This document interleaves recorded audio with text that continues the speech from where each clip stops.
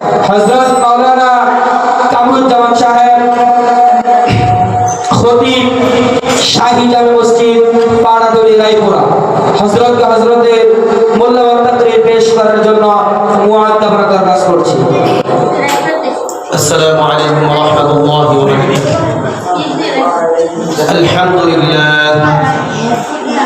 আলহামদুলিল্লাহ ওয়া কাফা ওয়া সালামুন আলা ইবাদিহি আল্লাযীনা ইসতাফা আম্মা বা'দ। فأعوذ بالله من الشيطان الرجيم. بسم الله الرحمن الرحيم. يا أيها الذين آمنوا توبوا إلى الله توبة نصوحا. وقال النبي صلى الله عليه وسلم التائب من الذنب كمن لا ذنب له أو كما قال النبي صلى الله عليه وسلم. اللهم صل وسلم وبارك عليه. মহান রব্বুল আলামিনের দরবারে শুকরিয়া যে আল্লাহ তাআলা আমাদের সকলকে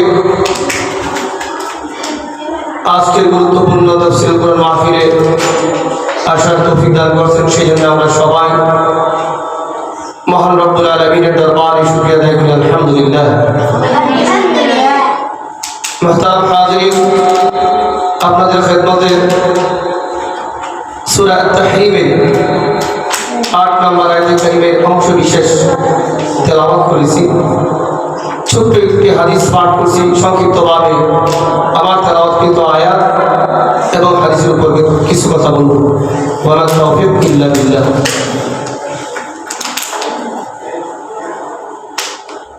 পৃথিবীর মধ্যে বর্তমানে আমরা কিছুদিন আগে দেখলাম সারা দেশে ভয়াবহ ভূমিকম্প সংঘটিত হয়েছে। অনেক মানুষ আহত হয়েছে, ইন্তেকাল করেছে। কিন্তু এই পৃথিবীর মধ্যে যত বিপর্যয় হয়, আযাব গজব আসে, সবগুলো এগুলো আমাদের কৃতকর্ম। যখন গুনাহের পরিমাণ বেশি হয়ে যায় তো পৃথিবীর মধ্যে মহান রব্বুল আলামিন কিছু আযাব দিয়ে, গজব দিয়ে মানুষকে সংকেত দেন, সতর্ক করে। পবিত্র কুরআনুল কারীমের এক আয়াতে আল্লাহ পাক বলেন, ظهر الفساد في البر والبحر بما كسبت أيدي الناس. মহান রব্বুল আলামিন বলেন, পৃথিবীর মধ্যে যত বিপর্যয় হয়, ভূমিকম্প, অতিবৃষ্টি, বৃষ্টি না হওয়া, সবগুলো মানুষের কৃতকর্মের কামাই। আল্লাহ রাব্বুল আলামিন যখন মানুষগুলো আমার আল্লাহকে ছেড়ে দুনিয়ার মোহে আহত হয়ে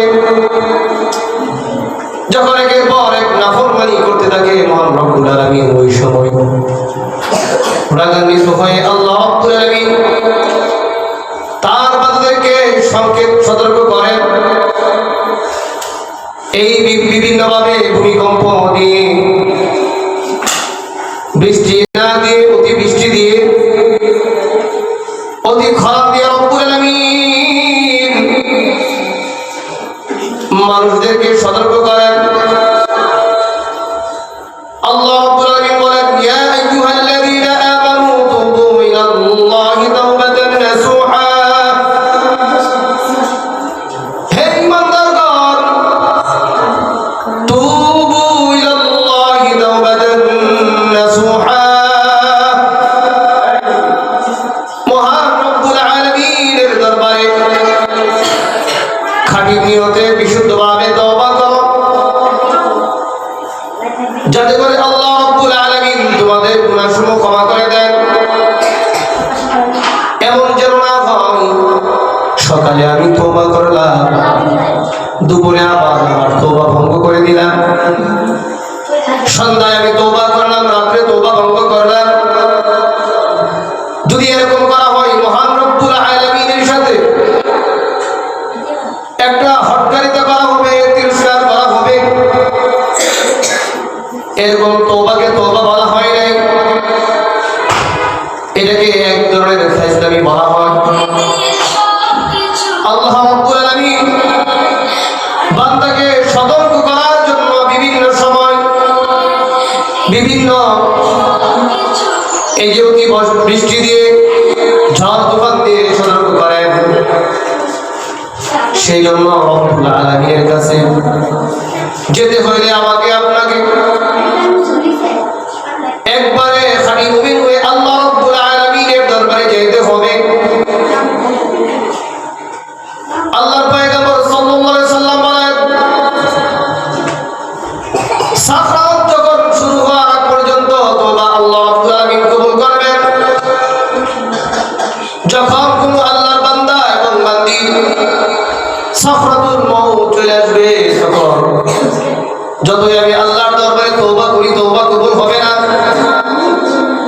সেই জন্য এখনই সময় রব্বুল আলামিনের দরবারে তওবা করা, কারণ বলা যায় না কোন সময় জানি আমার আপনার জন্য ওই বাসটারের বাস অপেক্ষা করতেছে, কোন সময় যেন আমার আপনার জন্য কাপড়ের দোকানের সাদা মার্কিন কাপড় চলতেছে, কোন সময় যেন আমার জন্য বড়ই গাছার পাতাগুলো অপেক্ষমান। আমি জানি না জমির মাটিগুলো, গুরুস্থানের মাটিগুলো আমাকে ডাকতেছে যে বান্দা তোমার তো হায়াত ফুরে আসছে, তোমার তো সময় ফুরে আসছে, তুমি কেমনে মহান রব্বুল আলামিনের দরবার ছেড়ে তুমি শয়তানের অনুসরণ করতেছো? আল্লাহ রব্বুল আলামিনের দরবারে কি জবাব দিবা? যদি আমি খাঁটি ভাবে মুমিন মুসলমান না হয়ে কবরে যাই, মহান আল্লাহ রাব্বুল আলামিনের দরবারে কি জবাব দেব মুসলমান? একটু চিন্তা করে দেখেন। সেই জন্য খাঁটি ভাবে তওবা করতে হবে। কেমন তওবা? ওই তওবাকারীর মতো তওবা করতে হবে বনি ইসরাঈলের যে তওবাকারী আল্লাহ রাব্বুল আলামিনের দরবারে তওবা করছে।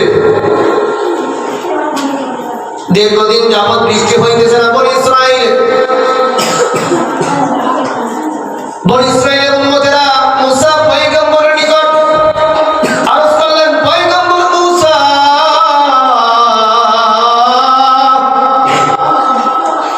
আপনি আল্লাহর দরবারে তো দোয়া করেন যেন আমাদের কাছে আমাদেরকে বৃষ্টি বর্ষণ করেন, কারণ বৃষ্টি না হওয়ার কারণে জমিনগুলো ফেটে চৌচির হয়ে গেছে, চাষাবাদ করার মতো উপযোগী নাই। শুধু জমিনের সমস্যা এরকম নয়, বিভিন্ন মাখলুকের কষ্ট হচ্ছে। তখন বনি ইসরাঈলের আবদার পূরণ করার জন্য মুসা কালিমুল্লাহ বৃষ্টির নামাজের জন্য ওনার উম্মতদেরকে সঙ্গে নিয়ে খোলা জমিনের মধ্যে গেলেন। খোলা জমিনের মধ্যে মহান রব্বুল আলামিনের দরবারে বৃষ্টির জন্য দোয়া করতেছেন, ইয়া রাব্বুল আলামিন, আয় আল্লাহ তাআলা, তোমার বান্দা যারা কৃষি কাজ করতেছে, অনেক কষ্ট করতেছে, গো আল্লাহ, ফসলের জমিন গুলো ফেটে চৌচির হয়ে যাচ্ছে, মালিক আল্লাহ, আপনি আমাদের জন্য বৃষ্টির ব্যবস্থা করুন যাতে মানুষগুলো ফসল ফলাইতে পারে। মহান রব্বুল আলামিনের দরবার থেকে উত্তর আসলো, পয়গম্বর মুসা, তোমার এই মজলিসের মধ্যে এমন একজন ব্যক্তি আছে, এমন একটা ফরমান আমার বান্দা আছে, যে ব্যক্তি 40 বছর যাবত আমাকে ভুলে গেছে। 40 বছরের ভিতরে একবার আমাকে আল্লাহ বলে ডাক দেয় নাই। 40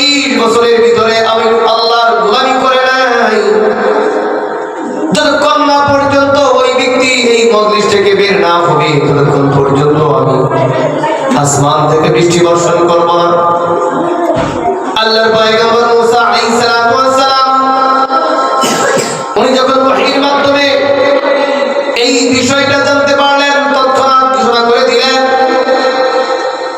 এই মজলিসের মধ্যে এমন কে গুনাহগার বান্দা আছো আল্লাহ, যে 40 বছর যাবত মহান রব্বুল আলামিনের নাফরমানি করতেছো। আল্লাহর ওয়াস্তে তুমি এই মজলিস ত্যাগ করে চলে যাও। তোমার জন্য মহান রব্বুল আলামিন রাগান্বিত হয়ে বনি ইসরাইলের উপর বৃষ্টি বর্ষণ বন্ধ করে দিয়েছে। হে আল্লাহর পবিত্র বান্দা, তুমি অতি অল্প সময়ে চলে যাও। ওই মজলিসের মধ্যে ওই ব্যক্তি তো কে গুনাহগার, ওই ব্যক্তি জানে। তখন ওই ব্যক্তি সে চিন্তা করতেছে, যদি আমি এখন এই মজলিস ছেড়ে চলে যাই তাহলে মানুষগুলো আমাকে চিনে ফেলবে, আমার পরিচয়টা প্রকাশ পেয়ে যাবে। আবার যদি আমি মজলিস ত্যাগ না করি তাহলে আমি পাপিষ্ঠ, এই নালায়েক বান্দার কারণে অনেক মানুষ কষ্ট করবে, পশু পাখি কষ্ট করবে। দ্বিধা দ্বন্দ্বের মধ্যে ব্যক্তি পড়ে রইলেন। হঠাৎ তার অন্তরের মধ্যে একটা জিনিস উদয় হইল যে আমি এখন এই দরবারে এই মুহূর্তে মহান রব্বুল আলামিনের কাছে আমি তওবা করব। মুসলমান ইমানদার আল্লাহর বান্দারা, ওই গুনাহগার ব্যক্তি মহান রব্বুল আলামিনের দরবারে দুই হাত তুলে মনে মনে এমন ভাবে আল্লাহর দরবারে দোয়া করতেছে, তওবা করতেছে, রব্বুল আলামিন আল্লাহ, ও মালিক, 40 বছর যাবত আল্লাহ তোমার গোলামি আমি করতেছি না, তোমার হুকুম আমি মানি না। আল্লাহ, 40 সেকেন্ডের জন্য আমার চোখকে অন্ধ করে দাও নাই, 40 সেকেন্ডের জন্য আমার জবানকে বন্ধ করে দাও নাই। আল্লাহ, ও মালিক, 40 সেকেন্ডের জন্য আমার জন্য সূর্য উদয় তুমি বন্ধ করো নাই। আল্লাহ, তুমি এত দয়ার সাগর, এত মায়ার সাগর মালিক। আল্লাহ, তোমার দরবারে আমি এই মুহূর্তে খাঁটি ভাবে তওবা করতেছি। আল্লাহ, আর গুনাহ করব না, নাফরমানি করব না। তোমার কাছে আমি তওবা করতেছি, আমাকে তুমি ক্ষমা করে দাও। আমি আর গুনাহ করব না, অনেক গুনাহ করে ফেলেছি আল্লাহ, আর গুনাহ করব না। এরকম ভাবে রব্বুল আলামিনের দরবারে আকুতি বিরতি করে কান্না কণ্ঠে, কান্না বিজড়িত কণ্ঠে আল্লাহর দরবারে তওবা করতেছে। সঙ্গে সঙ্গে মহান রব্বুল আলামিনের দরবারে রহমতের দরিয়ায় রহমতের ঢেউ উঠে গেছে। সুবহানাল্লাহ। আল্লাহ রব্বুল আলামিন সঙ্গে সঙ্গে বৃষ্টি বর্ষণ করলেন। সুবহানাল্লাহ। আর জোরে চিল্লায় কোন সুবহানাল্লাহ। সঙ্গে সঙ্গে মহান রব্বুল আলামিন বৃষ্টি বর্ষণ করে দিলেন। মুসা পয়গম্বর ডাক দিয়ে বললেন, ইয়া রাব্বাল আলামিন, আল্লাহ, তোমার কুদরতের কারিশমা বুঝলাম না। ও মালিক, মজলিস থেকে তো কোনো ব্যক্তি একটি চোর পরিবার মারে নাই, কোন ব্যক্তি মজলিসের মধ্যে ঢুকেও নাই, আবার বের হয় নাই, কিন্তু বৃষ্টি হয়ে গেল। আল্লাহ, বুঝলাম না তুমি কোন কুদরত দেখাইলা গো মালিক। আল্লাহ রাব্বুল আলামিন ওহী নাযিল করে বলেন, পয়গম্বর মুসা, যার কারণে ইতিপূর্বে আমি বৃষ্টি বন্ধ রাখছিলাম, আমি রব্বুল আলামিন আবার তার কারণে বৃষ্টি বর্ষণ করলাম। সুবহানাল্লাহ। মুসা কালিমুল্লাহ বললেন, রব্বুল আলামিন আল্লাহ, ওই ব্যক্তির পরিচয়, তার নামটা আমার একটু বলে দেন, আমি তাকে দেখতে চাই, তাকে চিনতে চাই গো আল্লাহ। আল্লাহ রাব্বুল আলামিন ডাক দিয়ে বললেন, আমার বন্ধু মুসা, হে মুসা পয়গম্বর, দীর্ঘ 40 বছর যাবত ওই আমার গুনাহগার বান্দা নাফরমানি করতেছে। আমি তো এই গুনাহগার বান্দার গুনাহ সমূহ আমি প্রকাশ করি নাই, তার নামটাও আমি কারো নিকট বলি নাই। আর এই মুহূর্তে আমার এই বান্দা মহান রব্বুল আলামিনের দরবারে এমন ভাবে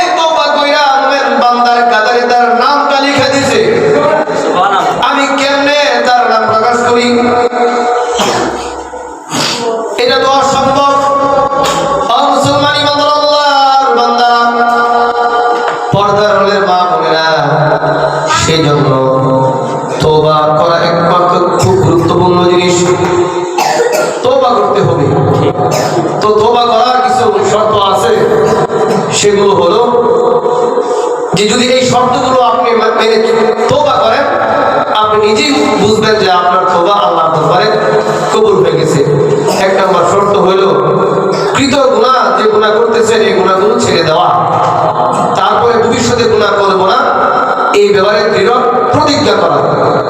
মানুষের হক থাকলে পাওনা থাকে সেগুলো পরিশোধ করে দেওয়া। আর তার সাথে যদি বেয়াদবি করে মাফ চেয়ে নেওয়া। আর তওবা একমাত্র করা আল্লাহকে রাজি করার জন্য তওবা করা। মহান রব্বুল আলামিন আমাদের সবাইকে তওবাকারী বান্দা এবং বান্দী হিসেবে কবুল করুন। সবাই বলি আমিন।